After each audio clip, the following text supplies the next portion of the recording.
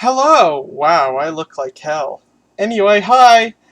Um, I only have 4 viewers here right now. Um, so that's cool. I I decided to do this because I really don't feel that great. I've been dealing with a headache all afternoon and evening, but I was bored. So I was like, well, let's do this, and maybe it'll be something to do. So, oh, now it says I've got 2 viewers. Wow. I thought, I announced this and said, hey, we're getting back to U-Matic. Thought that might draw in some viewers, but evidently not. Maybe Friday night's a bad night to stream. Or maybe I need to announce it ahead of time, which I didn't really do. But anyway, we're here. We're digitizing some U-Matic tonight. I've got our first tape right here. Pretty excited. We haven't done U-Matic in a long time. We did some Super VHS. We did some Betacam, and I'm really excited to get back into U-Matic. U-Matic's the old stuff, the oldest stuff. The tapes are short, so it's easy to go through a couple of tapes without getting bored because the material changes and the tapes change and stuff like that. And U-Matic always keeps you on your toes because you're dealing with, 30, 35, 40-year-old tapes. And sometimes they have problems, and I have to open the VCR and clean the head drum. I actually hate having to do that.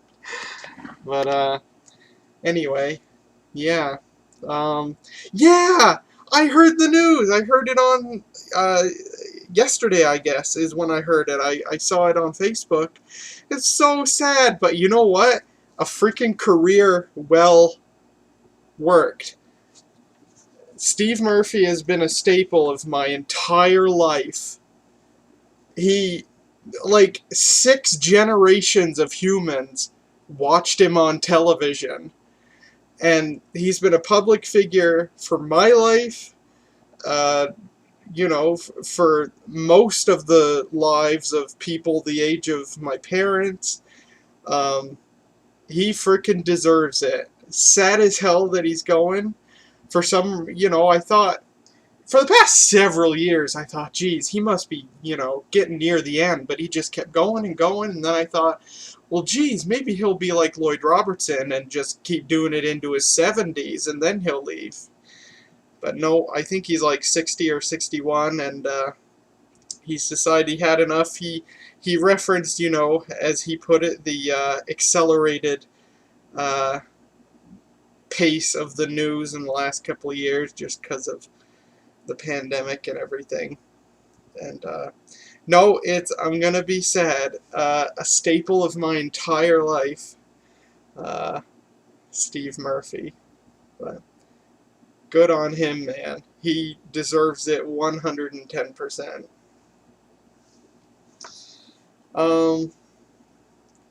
What else has been going on? Girl I was dating, I'm no longer dating. No, I don't want to. Sorry, I don't know the words I'm thinking of. Without destroying the privacy of it all, basically, she had some personal things that she needed to focus on, and she wasn't really able to be attentive to us. And she was honest with me about that, and so I said okay. So it was amicable.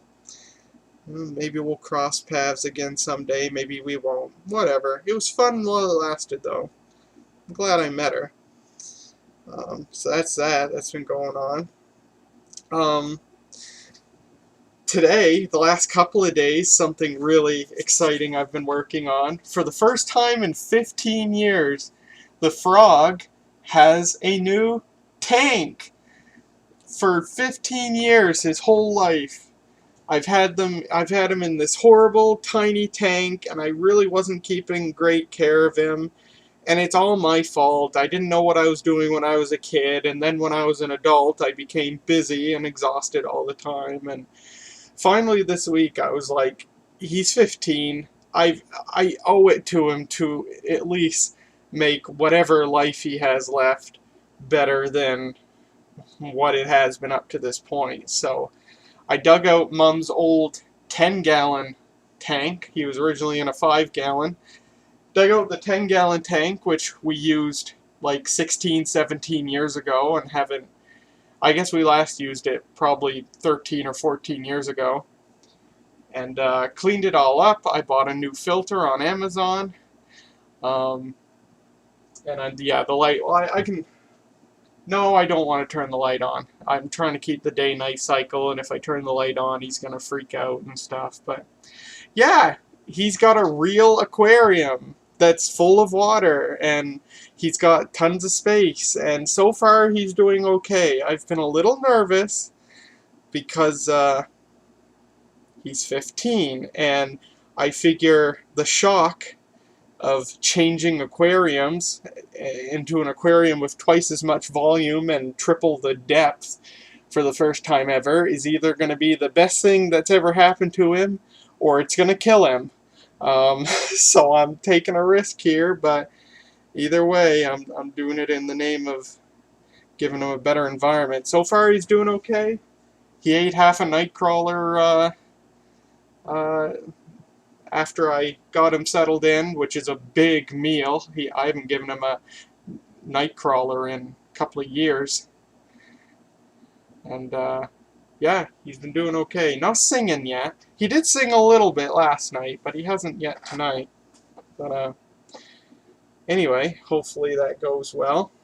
And it'll make things easier on me having a filter that's doing stuff, and I can actually do proper partial water changes rather than having to corral him into a container and do a full water change and stuff like that. So anyway, that's something else I've been doing. Are you on Facebook often, your business page? Yeah, I use Facebook all the time personally. My page, The Maritime Girl, I just post. When I made that page, I made it with the intention of using it for like behind the scenes stuff, but I don't. I just post when I upload a video now. That's all I do. Jack Stavris does the same for his Facebook page. So yeah, 6 viewers in the house now. Wish there was a few more, but that's okay. The show will go on because we'll have people who like to watch not live, but watch the archive. Oh yeah, I love driving with the windows down, but boy, it messes with my hair. Sometimes I remember to put it in a ponytail, but not usually. Oh yeah, sorry about that. No, I've got dozens of messages on that page, and I just don't look at them. Yeah, I should probably put something that says, like, don't message me, because I won't look at it. Oh, something else that's going. That's something else cool that's been going on. I don't know if I have. I forget if I have a photo on my desktop here.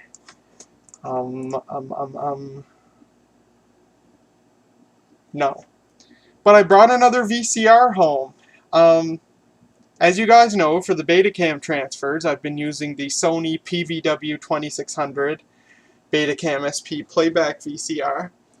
Well, I finally switched it out last week. I wish I had a picture to show you, but I don't. But I have brought home, it's sitting beside me right here, I brought home the UVW 1800, the smaller, simpler recording Betacam SP VCR that's been, that's lived at the station, mounted in the rack for who knows how many years. And yeah, I traded it out. Station manager was okay. We installed I brought the PVW 2600 back. We installed it in the rack, and I took home this guy. And I'm really excited because it's a recording VCR, so I can have a little fun with it that way. But also, I brought it home for a specific reason, and it's because the UVW 1800 has a built-in time-based corrector, but because it's a recorder, it also has a video input, Ergo, I can feed something into the video input and it will stabilize it.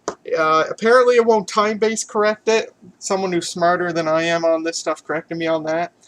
But if I, for example, like the U-Matic tapes, the U-Matic recordings are so inherently unstable that I can't record the U-Matic stuff with the data video DV recorder. The data video will absolutely not lock on to a U-Matic tape signal. It's just too unstable. But if I run the U-Matic output into the Betacam VCR and then run the Betacam VCR's output into the data video, it works. So I brought home the UVW1800 with the purpose of using it that way, to stabilize the U-Matic tapes so I could record them with the data video recorder. Well, I set all this up together, and it works, but you get a rolling effect when the tape becomes unstable, like when the signal's like fading out and stuff. You get a rolling effect, and I don't like that, because if it happens too much, you get all queasy. That tape we transferred a long time ago, that grand opening of Fundy Cablevision, that tape had a lot of picture rolling in the beginning, because it was originally on U-Matic and it was transferred to Betacam.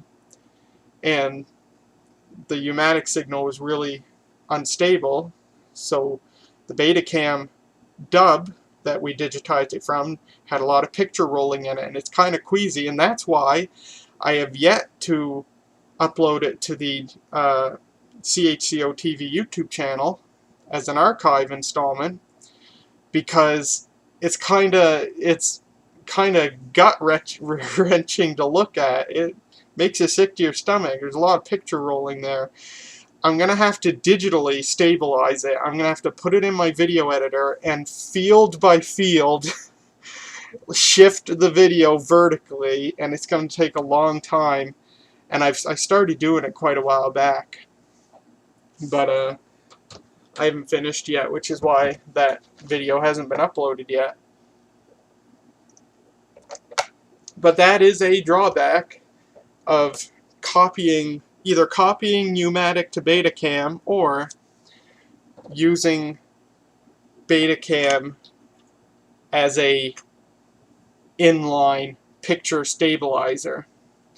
So tonight I am not going to be using the Betacam machine. We're going to be transferring these U-Matic tapes the same way I've always done it, which is running the U-Matic's output directly into my Digital 8 camcorder, which converts it to DV. That's how we've always done it. So, and if the picture ever gets so unstable that the Digital 8 camcorder can't handle it, which is pretty rare, all it does is blank the picture for a couple of frames. It's not that bad, and it's way better than the picture rolling. What was the laptop that was in use in the DAT post you made? That was the T420S. I grabbed the T420S only because I wanted something booted up fast so I could watch the election coverage while I was sitting over there instead of sitting here. And that was on the couch. I keep the T460 under the bed. That's the laptop I use when I want a laptop to use in bed. Is there a drastic dimension difference? I'm not sure what you mean by that, sorry. Everything's 480i. My entire workflow here is 480i. It's 480i from the tapes, and when it gets to the computer digitally, it's still 480i. That's how I transfer it. It transfers to DV format. And then from there I can deinterlace it to 60 frames per second, so it's 480p at 60 frames per second. And then for YouTube, I upscale it to 960 by 720. So because a YouTube video needs to be at least 720p to enable YouTube's 60 frame per second playback. Oh, we got 10 viewers now. That's wonderful. Thank you. That makes me feel better. We haven't started yet either. I've been just yakking my jaw off, so great. I just realized my digital 8 camcorder is running on battery power. Oh, here's the plug-in. Good. I was like, oh no, I've got to get up to find the plug-in. I'm not wearing pants. That's new. All right. So, with all that said, let's digitize our first tape.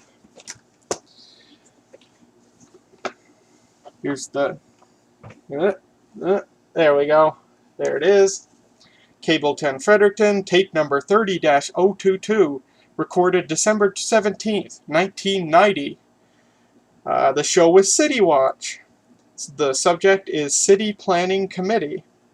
The producer was Kay Dunlap. We've seen Kay Dunlap before. Karen, I think, was her first name. Special notes: color bars, tone, and countdown. Time 29 minutes, 54 seconds. And this tape is really cool. It's an old tape. This tape was years old by the time, I think this tape was years old by the time they used it to record this program. But it's a Sony KCA30, so 30-minute tape. And this is like the first generation U-Matic tape. I believe this label style was the first generation of U-Matic tape. There might have been one generation earlier, I'm not sure. But the date on the tape is August 31st, 1989.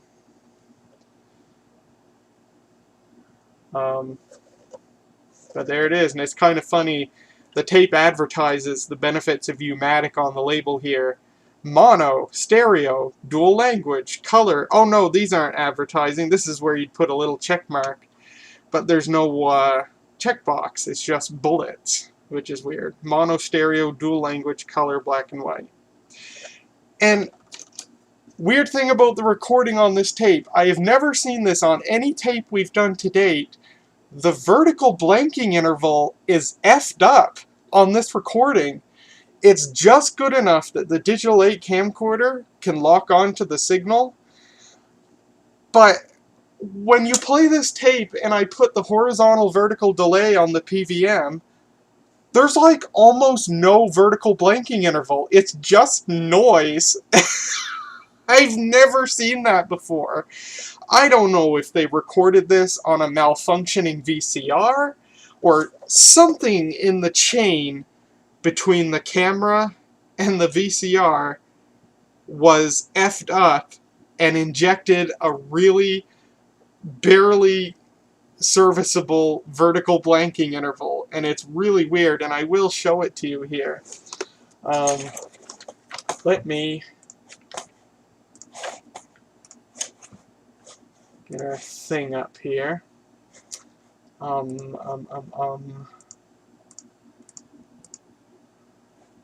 There we go. And I'm going to do this.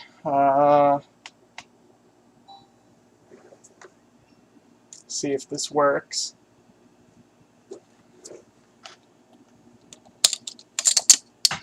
Aha! Alright.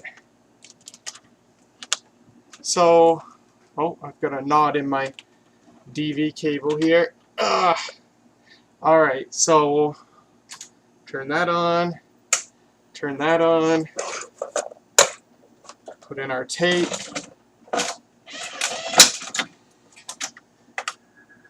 And you've got to see this. Oh geez, this is really bad. Oh my god. Oh, it wasn't like this before. Oh my god, I can't even... Oh man, I can't even get it on... When it's stable, you can see the vertical blanking interval is just not there. Like, it's barely there. But holy cow, it wasn't this bad when I tested it before. I hope it's not like this trying to digitize it.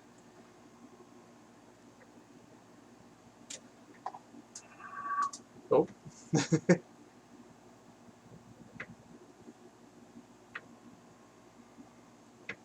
Yeah, jeepers. Okay. Stop. Ugh. But there's like... there's just like a husk of a vertical blanking interval. It's so strange. Plug you in, plug me in, and hopefully the camcorder is able to stabilize the signal well enough. Quite a time putting this whole plan together. Okay, So there's 15 people on the steering committee. Yes. And you are appointed by council. Appointed by council. Now, I understand that the steering committee was formed to... Let's back this up.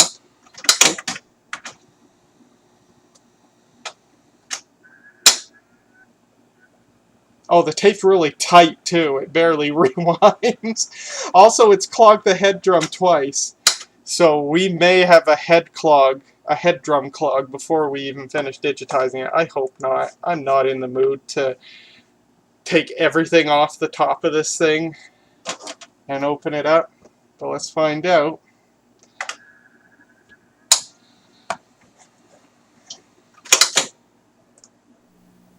No, I want to back up. Get back to the color bars. There we go.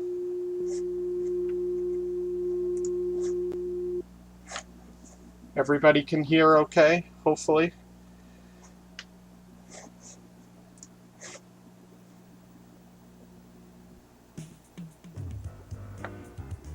It's very quiet.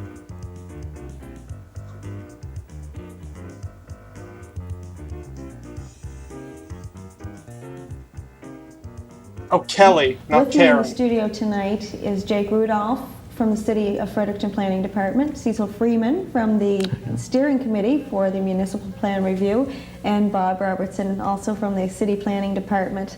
Welcome to the studio, gentlemen. Hello. So you've been working on this plan for quite a number of months. We've been working on this plan since August of 1989.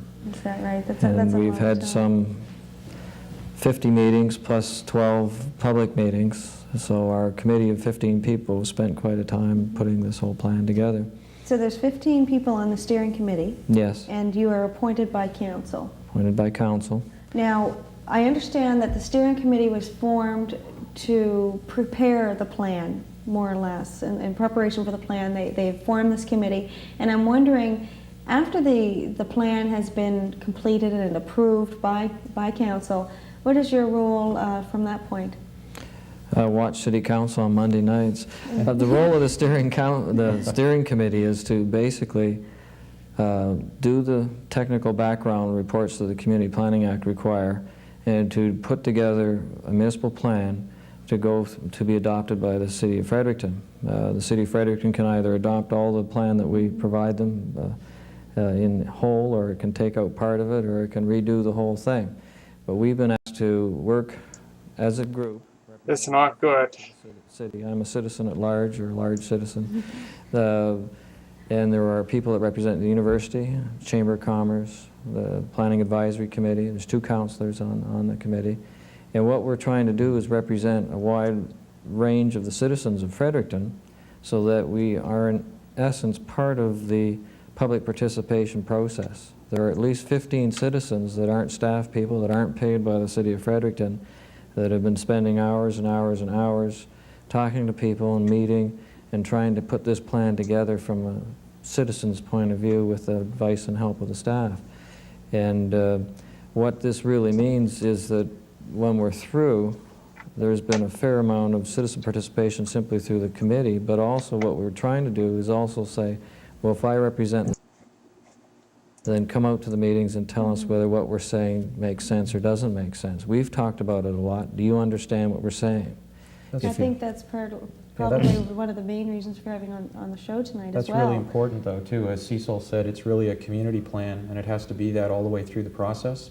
It's not something that's prepared in the Planning and Development Department and then used over the next 5 or 6 years to channel development in various different areas of the city without the public input. I mean, it won't be successful unless that's a key component. And I think certainly the product to date, in terms of the work we've received from this volunteer committee, is rather extraordinary. The amount of time and effort that they've put into it. And our role really has been, as a staff department, to provide them with information and try to assist them to prepare the plan. After this stage, then it goes on to council obviously, for the legal process of adoption, but I think the work to date has perhaps been the least exciting in some respects, because it's actually been tedious in looking at a lot of data and projections of population and traffic volumes and things like that. I think hopefully from now on we'll get more public involvement and actually get into the part that I think is, at least in my view, more interesting. So public participation and input is vital with this. Very vital. Why Very don't we vital. start, why don't we go way back so that people can understand exactly what this plan means for the city and for themselves as citizens? Why don't we go back to when the plan was originally approved or what have you in 1978? Jake, maybe you'd be the best person to take us from that point and how it has evolved to present day and what your objectives are for the future. Okay, well, the current municipal plan that was adopted in 1977-78 was a product of a 4-year consultative process. There were a number of background reports prepared, a lot of public meetings, and eventually council adopted a municipal plan. Following that, there was the zoning bylaw for the city had to be prepared. A new zoning bylaw came into place in 1979, and following that, there were actually a series of secondary plans and development schemes throughout the city that were more detailed community, neighborhood level plans throughout the city. Starting back as early as 1982, the city was in a position of reviewing the municipal plan. It didn't do that. It got into these neighborhood plans, and I think there were at least a half a dozen of them that have been prepared, and it's really been a process of constantly doing plans and planning and getting a little more specific in areas throughout the city. In 1985, a concerted effort began to do a new municipal plan, and a lot of initiatives took place, and the city's development scene started to heat up a bit, and for one reason or another, that process didn't get beyond the background reports. So again, I guess it was in 1988, with the new staff in place and so on, the whole process was initiated, and we're actually midway through what we call phase 3 of a 4-phase process right now. And we're anticipating that another 6 months down the road, we'll probably be close to adoption of the plan, and then I guess the key part of it is the actual implementation. So it's the preparation of a plan, I think, is one aspect, but actually the most important part is the ongoing implementation of it. And if it's not implemented, it's not really worth it, I suppose you could say that. So the key will be to get as many people involved in it as possible, get as much commitment to getting the plan implemented as possible, and when council is in a position of dealing with it as an adopted document, there'll be a tremendous amount of community support and understanding and perhaps expectations. So what kind of input are you looking for, specifically? There's a number of issues in the plan. It's multifaceted. It's got, we're calling the key elements perhaps 10 or 12 of them, everything from housing to transportation to... We're talking quality of housing in specific areas? We're talking affordability. Mm-hmm. We're talking the number of houses, the types of houses, the density of housing throughout the city. We're talking about the access to those houses, the transportation system, how people, where they live, as related to where they shop.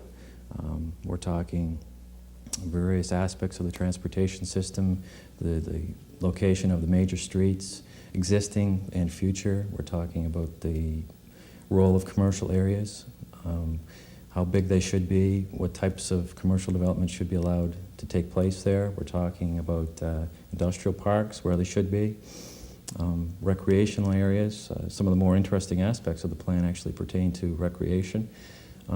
So it's actually deals with the entire package of development in the city, and it's actually projecting that over a 20-year period. So you're taking it zone by zone, area by area, and addressing that first and foremost with regards to public input, or is it just going to be general? Well, the overall plan itself is a citywide plan where the policies and maps that are being put into place have a general applicability to, throughout the city. Obviously, they have different impacts in different parts of the city.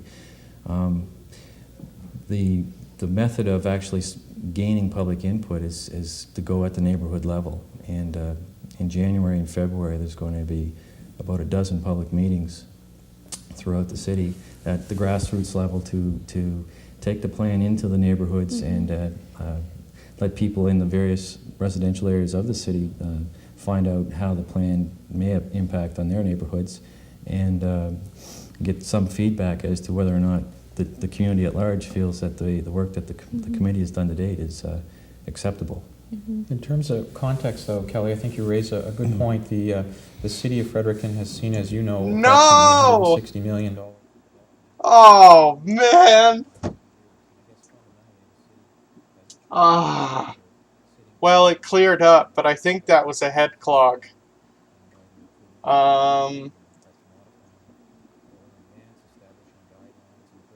It cleared up, though. I'm going to mark that time that happened, and I'll go back to that later and see if it looks any different after a second pass. But also for people who are currently in the city, people who want to see the stability and integrity of existing residential neighborhoods maintained, heritage buildings we want to try to establish through the plan process, an inventory and a process to identify which buildings are important from a community perspective and try to move to provide something in the way of guidelines to protect them. So I think it does cover a fairly wide range of issues, and I guess my feeling now is that Fredericton will continue to develop fairly quickly, and that always initiates something in the way of conflicts. Certainly since the '78 plan, a number of things have happened that you really didn't anticipate in that plan or really couldn't have been anticipated. The degree of development in New Maryland in part drives the requirement for a Regent Street widening, which creates some uncertainty for that neighborhood.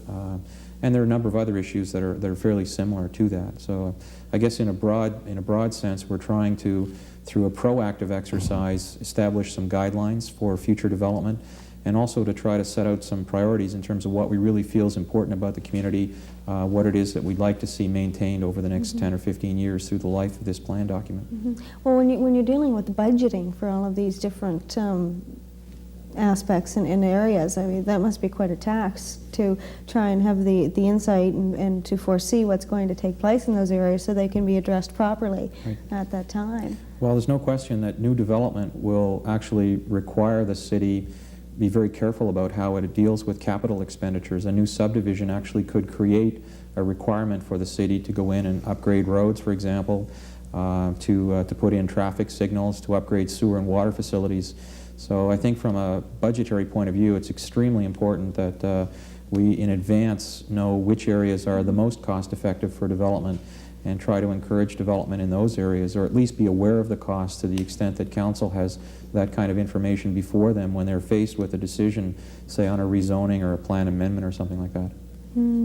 Well, I think that what we'll do at this point is we'll just take a 1-minute break, and then we'll come back and we'll continue to talk about the plan and public input, and Cecil will get into a little more of your concerns as a steering committee member for this plan. So stay tuned, we'll be right back after this message. There's so much that can be covered.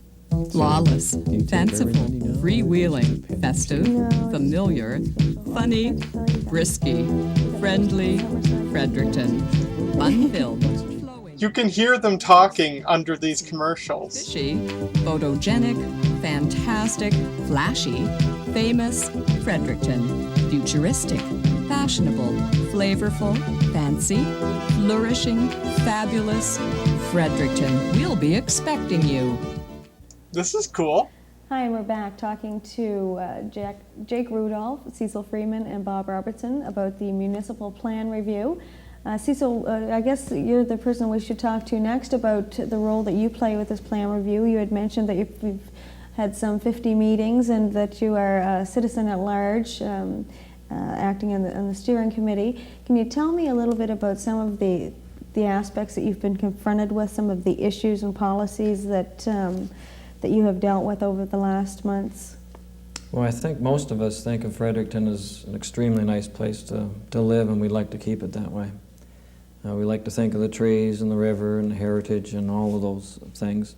And we like to think of it as being a very positive place to live, where there's lots of opportunities to do different things, where people are well off and help their neighbors and do all sorts of nice things.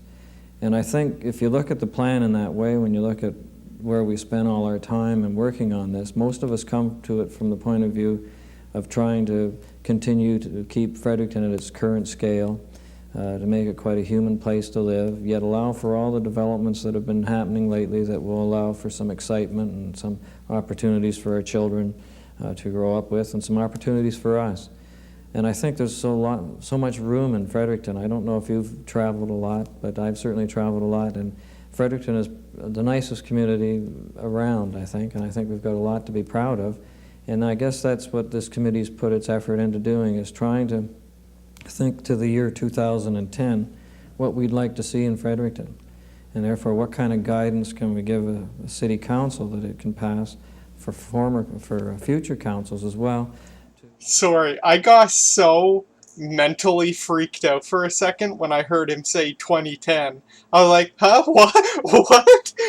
Most of our initial time period learning about the city of Fredericton, whether it was learning about its housing or the population, how we're aging and how we're having fewer children, and what that means to parks and what that means for job opportunities, and what kind of housing are we building in the city, and how is New Maryland and other areas impacting on us in terms of that housing.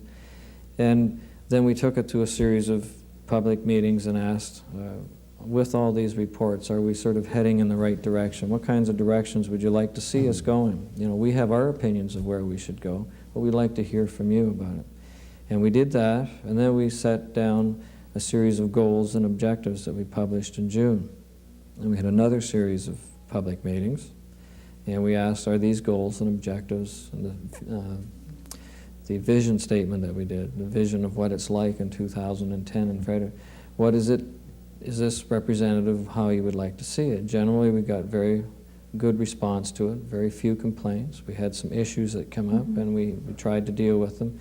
And then from there, we drafted this plan that's out there now that has some 260 policies in it for people to look at, for people to try and understand, try to appreciate when they don't have the 50-odd meetings and different staff people and others trying to explain to us all these different things that we're looking at, and hopefully have them understand what we're trying to do. And if they understand it, then it'll be that much better a plan. But I guess the real importance to our committee is whether that is our feel for what the city of Fredericton should be like in the next 5 years, 10, 15, 20, is what the city of Fredericton itself wants, and therefore the council feels comfortable in accepting. And that gives guidance not only to the council, but also to the staff people in terms of how they deal with different subdivision developments, where they should go, what kind of transportation we should have, where we're going to have to put the emphasis on transportation, or if we're not putting emphasis on transportation, are we allowing for bicycling and walking and all these other things that people are becoming more interested in these days. So I think we've tried to address that. We're not very specific in some instances, mainly because it's very hard to be specific. What we're trying to provide is guidance, so that when an issue comes up that City Council has to deal with, then they can say, well, what does the plan say? How should we approach this problem? But it's still a problem that they have to approach and they have to make a decision on. Same with the staff when they advise for developers when they come in to do a future development on the north side of the river, let's say. How does it relate to the transportation network? Where is the servicing at this point in time? Should you start here? What can we do for you? What do you have to do for us? And then, out of all of this, what does the citizens of Fredericton, do they keep that same feel for what Fredericton is? You know, Elsie Wayne keeps saying that her worship keeps saying that hers is the greatest little city in the East. Well, I think she must have been only counting her city, because Fredericton is far in advance of that. And I think what we really want to do out of this plan is end up keeping what we have now and building on it, building on it in a very positive way.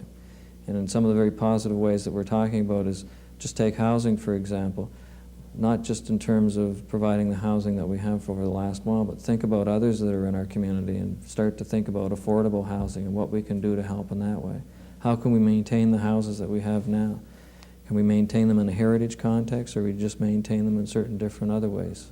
And there's lots of work to be done But if we hopefully give some guidance to the staff and to the city council out of the plan that they will adopt, then I think it bodes well that the citizens of Fredericton can continue to have a large say in what they would like to see happen in the community, and will still feel a very neighborly community with all these amenities that we've grown to enjoy. So many details to be worked out here. Yes. I wanted to ask you, how has the attendance been, the numbers of people attending at the public meetings thus far? Has it been up to your anticipated or hopeful? I can't remember the exact figures, but we've had a few hundred out at the various meetings. Some we've had very little, some we've had 65 out on one issue alone. Jake and Bob and everyone feels that we'll get a lot more people out because we've got maps now, we've got suggestions for what that future land should be, people can relate to exactly where they live, and it becomes a more of not goals and objectives, but boy, that's going to affect my... This is how tired I am. I thought that was a model of a dinosaur skeleton in front of him on the table there, but it's a plant. We're getting into details now. My sense is we'll start to see a lot more in the way of public participation, which is certainly good for the process. And I think, as you're aware, there are copies of the plan and summary of the plan available at City Hall. And certainly, as Jake mentioned, there'll be a series of open houses as well as public meetings early in the new year. So everyone will have a chance to come and see exactly what the plan says with respect to their areas. Well, I think that's a good point about the public participation at this point in time, because before it's kind of hard to get a grasp of everything when it seems so general. But when you're talking neighborhood and a little closer to home, then it starts to take a little more of effect, and people realize that this is coming about, and if they want to have their input, now is the time. So they can get a draft copy of the review. It's going to be in the newspaper in the first week of January. Is that right? The summary of it, I believe, Summary Jay. of the document and all the maps that go with the plan will be published, I believe, on January 2nd. And included in that supplement, I believe it's over 20,000 copies will be distributed throughout the city, will be the list of all the public meetings that will be held in January and February. So they're going to be throughout the neighborhood, throughout the city in various neighborhoods. And beginning in January, it's going to be a very busy time, actually, for the plan, and I suspect that there'll be a number of people that want to find out about it. And the planning and development department is another place that people, if they have the opportunity to drop by any day, any working day, can drop in and get copies and find out information about the document and where we're at in terms of the plan review. Like I say, there's going to be 10 or 12 meetings arranged, and I suspect that the word will get around that what's going on with these meetings, and we're expecting quite a few people actually to attend the meetings and express their concerns and their support. Well, it certainly sounds great. I'm wondering for you, Cecil, how does it feel as a citizen at large to have such an input with such a vital plan to our city and our future? Well, I guess it's quite a privilege in a sense to have the opportunity to learn all that I've had the opportunity to learn, and to work with quite a good committee of people. These people have put a lot of time into this effort, and whenever that happens and you get good participation in the committee and all those types of meetings that we've had, quite a few in the evening, Saturday, and all of that you end up with a very good feeling for the process. And I guess it'll be, I think the community should be happy with the effort that's gone in. They may not agree with everything that's in there, and that's why we're having the public meetings. And if it takes 12, we'll have 12. If it takes 15, we'll have 15 meetings. But the process won't stop until we feel comfortable that we've got a good feeling for what the community is telling us. Some of the issues may never go away, but we'll have to make some decision to put them forward as they are, and then the council can make a decision on those. But I think it's been an interesting exercise, because when you're learning all the time, which you are when you're watching a community and seeing how it interchanges and things work with it, it's a very interesting exercise to listen to different points of view. All of us came from a different perspective into this committee as well, so as we were learning, we were also bringing our own perspectives to to the process. Now, was the steering committee chosen as well pertaining to area, the area that the person lived or worked or what have you? An area that you would be more familiar with, or did it have to do with profession? Somewhat. There are people from different areas of the community, and there are people that have different interests or capabilities that have been put on it. And as I said earlier, there's a person from the chamber, and there's a person from the university, and a person from provincial government, and others that are specifically added to the committee. But it's a pretty good cross-section of the community. We have north side, south side, I west think side. the key thing is diesel. cross-section, I guess, and the other key element, and Cecil I'm sure would agree, is the ability to do a lot of work and go to a Yes. lot of meetings and read a lot of reports and basically keep your chin up throughout it all. I think I'm kind of surprised myself that we haven't had any resignations from the committee and since they've started their work, and I think the attendance has been quite remarkable, and I think reflects on the kind of people we have and the kind of dedication they have really to the entire process. Well, I can certainly appreciate the time and effort that each of you have put into this, and Cecil, with your position being a citizen at large, so to speak, that's a lot of hours for you and your co-workers or what have you to put into this plan. One other question I have, and it has to do with generating an even greater population within the city. How do you propose to do that as one of the objectives? Well, I might take a stab at that one. One of the suggestions in the plan is to attempt actually to grab a greater percentage of the population growth in the region into the city. And there's a number of ways that can be done. Obviously, affordability is one of the areas of concern in the city.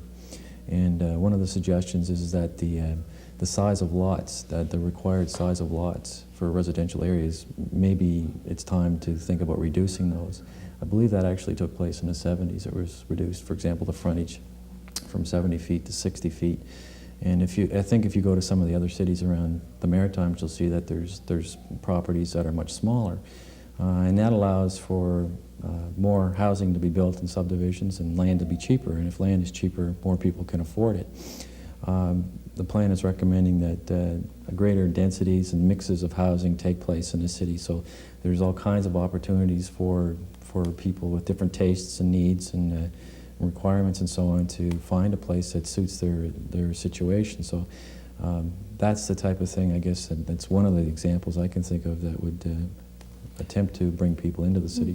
It's an interesting exercise because really everybody comes to school here, works here, and plays here to a large extent, but quite a few live outside the area. And part of the reasoning has been because of provincial policies over the last decade have promoted development outside of the area with regard to certain ways that the taxation system works, but also in the terms that the city has not provided a good mix of housing. And the last few years perhaps are a good example, perhaps not, but if you drive around the different communities, you're seeing a certain type of house, a bigger house being built because it's being built to go on the more expensive land that's provided in the city because we provide services. We also anticipate that if you improve the transportation network and you improve the amenities within the community, then you will also get more people staying within the community. It's not necessarily bad that we keep the population growing slowly. I believe we're only talking some 2,000, 3,000 people over the 20-year period, so that is very slow growth. We'll still keep the same size and development. What's happening is our whole region is becoming larger, so that when people come to shop here, we're talking 140, 150,000 people, not 45,000 people.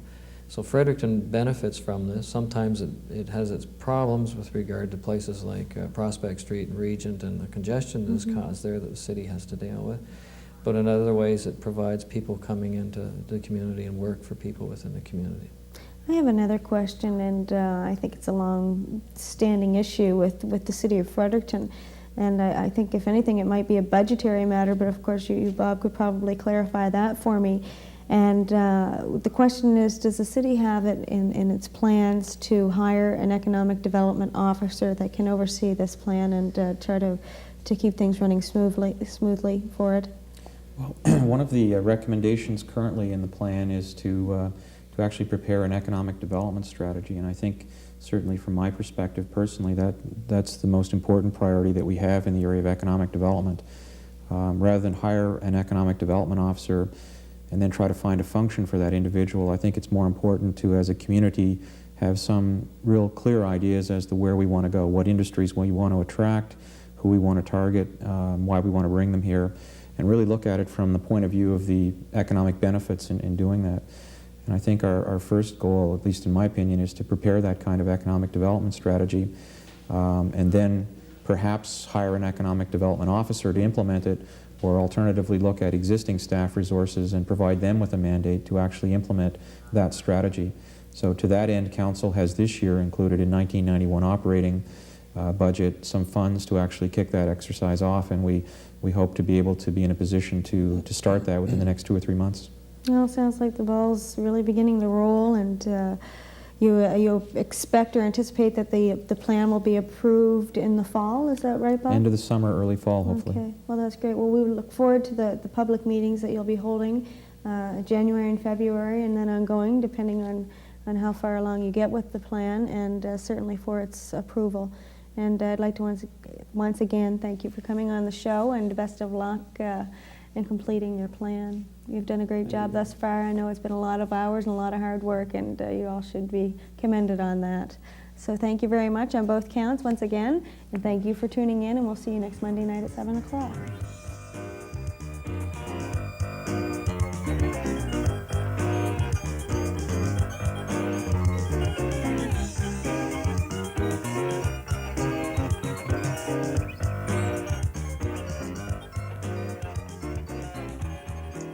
Cool outro. All right, I'm guessing that's all that's left on this tape.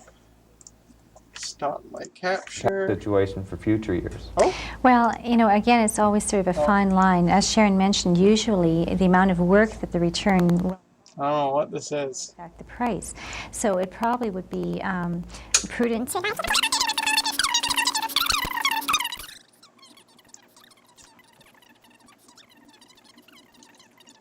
Yeah,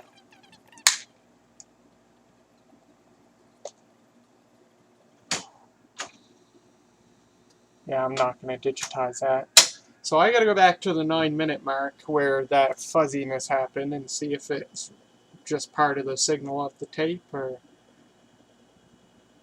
what. Oh, you want to watch? Yeah, we can watch the fragment. I'm just not going to digitize it because I don't think it's. No, I'll digitize it if we're gonna. I don't know if the fragments of shows are worth digitizing anymore, but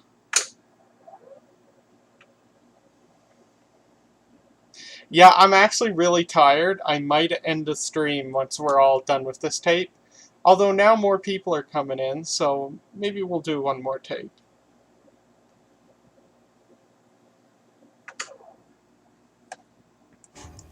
All right. Start recording.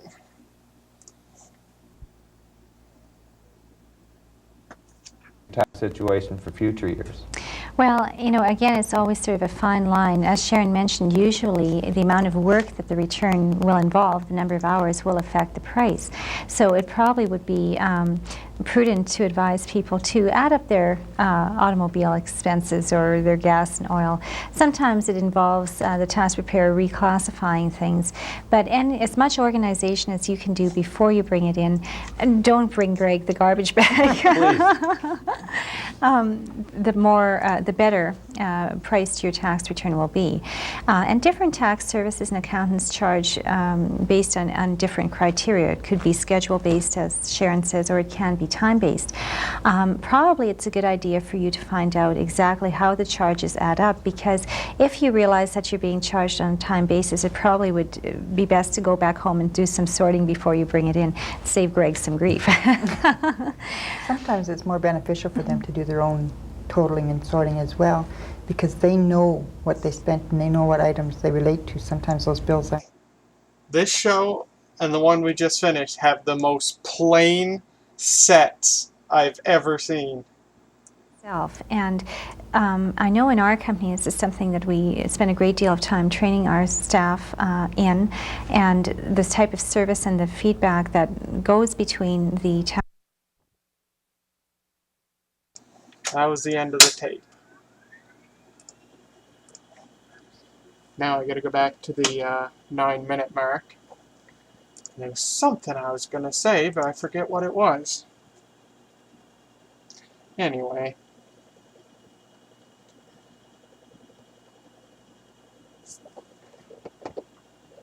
Yeah.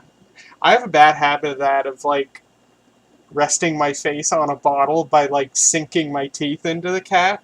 It's probably not good for my teeth. I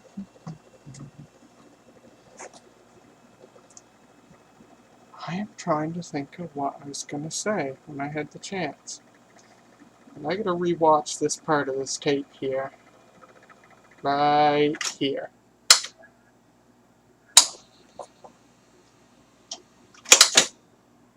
And get some feedback as to whether or not the Okay. community at large feels. It's part of... It's the actual signal on the tape, so we're good. It's not a head clog.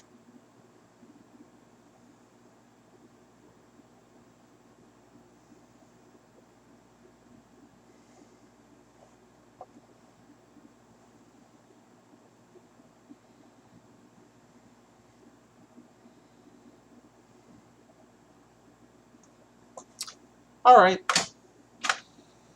I will rewind that. Oh.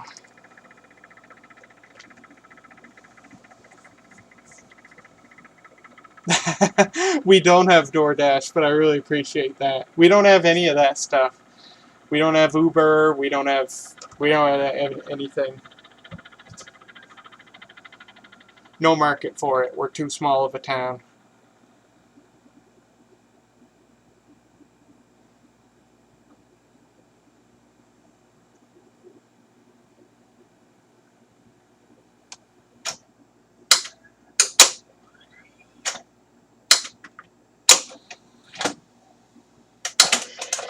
I remember one thing I was going to talk about in the beginning, but I forgot to.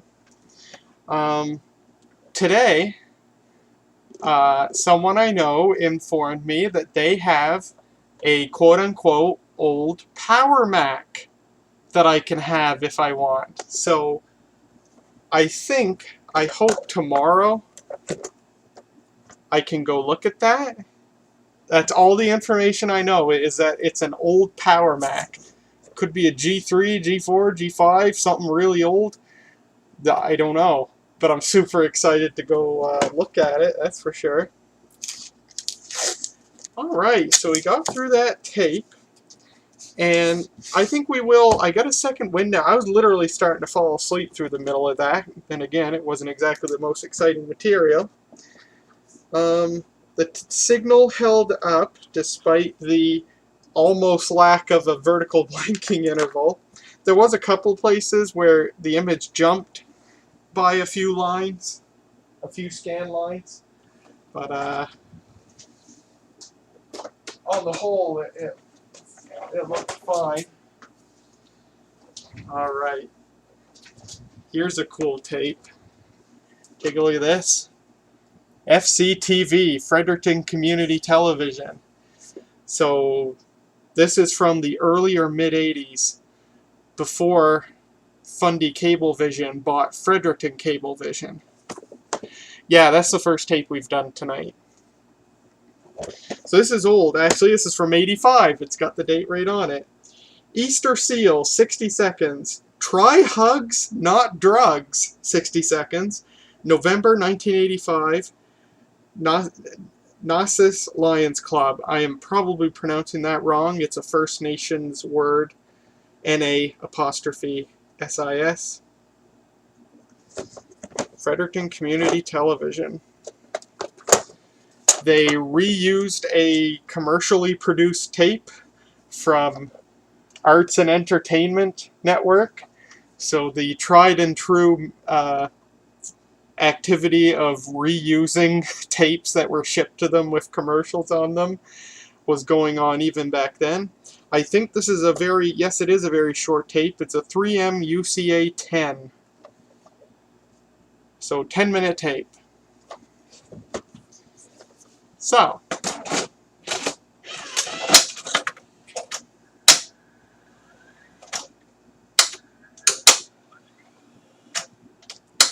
let's see what try hugs, not drugs looks like.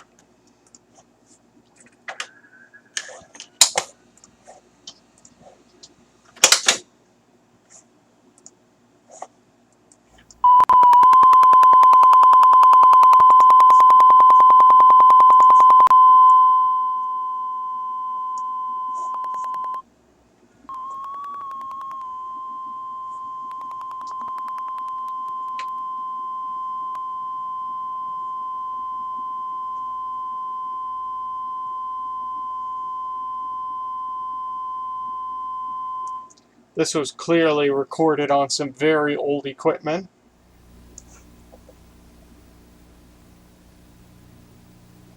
Oh!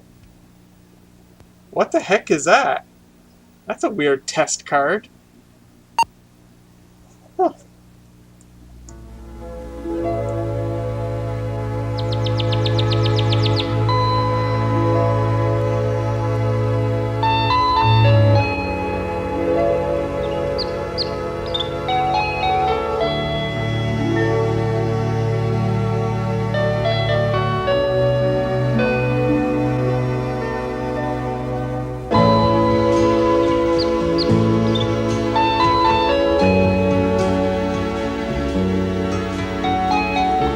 I'm gonna tell you a secret, Cuddles.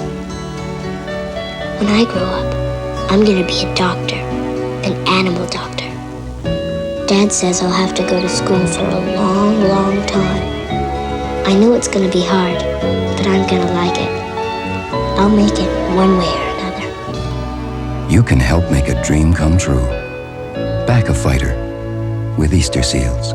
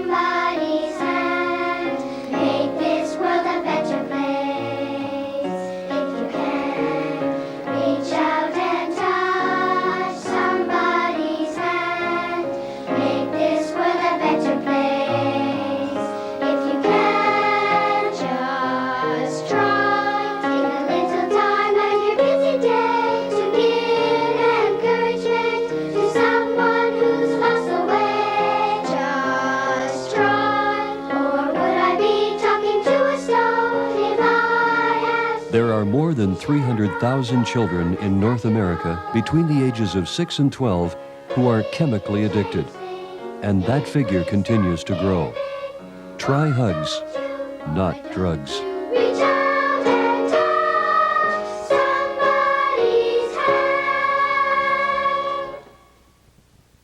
It was the Nashwaaksis Lions Club. That apostrophe was a contraction, not part of a native name. I mean, Nashwaaksis is a native name, but so it was local. It was from Frederick. That was it, taped in Fredericton, presumably. I'm not doing that. Someone's rewinding the tape while also recording it onto this tape. That was cute. Did they have an issue with 6-year-olds doing drugs? If so, that's... wow. Okay. We're only 4 minutes into this tape. What else we got?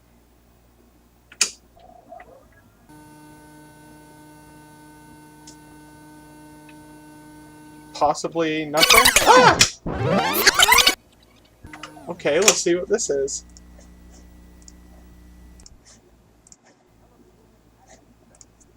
Of television at its best.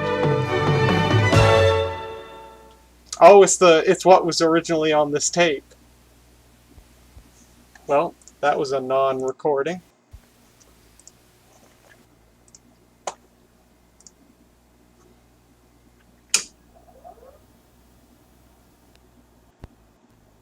Okay, that might have... Oh yeah, there's no more control track.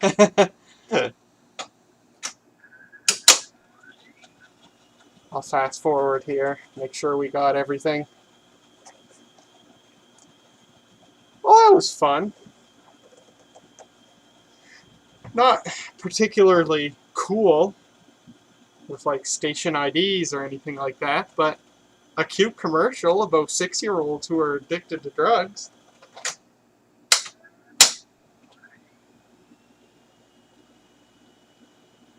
And now we're rewinding. Okay. I still sort of have a wind. I wonder if we have any more short tapes. I don't know if we do or don't.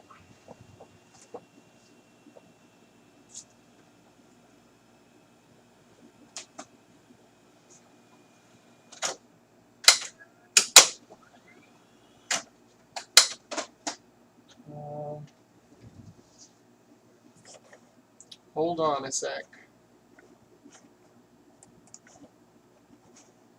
I'm just gonna do this for a moment.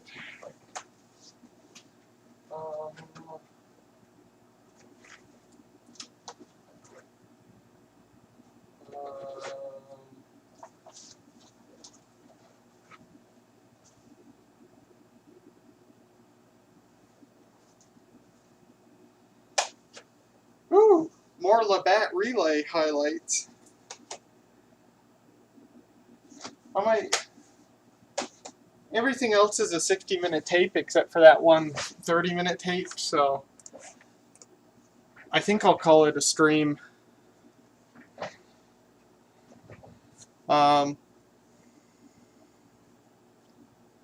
Yeah, because it's 11:30 now, and I was already tired when I started this, and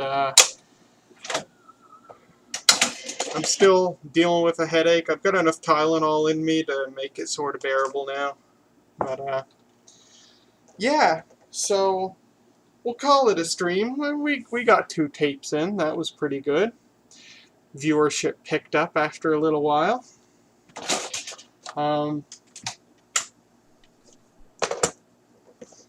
And if Ava is still here, I am so sorry that I haven't made any videos on the stuff you sent me yet, nor have I made the video on the Model 100.